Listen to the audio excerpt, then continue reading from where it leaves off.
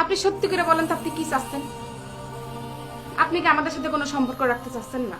এইভাবে কথা কইতেছ কেন বৌমা? আপনার ছেলে এত করে বলতেছে, অথচ আপনি বাড়ির জমিটা তার নামে লিখে দিতে চাচ্ছেন না, কিসের জন্য? বৌমা, এই প্রশ্নের জবাব তো আমি অনেক আগেই দিয়ে দিছি।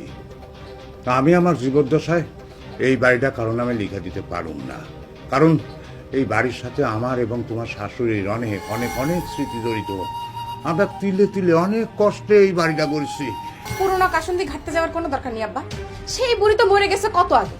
কথায় কথায় তারা টাইনা আনার রোগটা আপনার গেল না, তাই না? আপনার ছেলে বিদেশ যাবে, সবকিছু জমা দেওয়া হয়ে গেছে, জমিটা লিখে দিলেই তো হয়। বলছি তো, এই জমি আমার জীবদ্দশা আমি লিখে দিতে পারুম না। ঠিক আছে, তাহলে পরে না আপনার মুখে আর ভাত জুটবে না, ঠিক আছে? না খেয়ে খেয়ে মরে যাচ্ছেন না কিসের জন্য? আপনি মরে গেলে তো এই জমিটার একটা ব্যবস্থা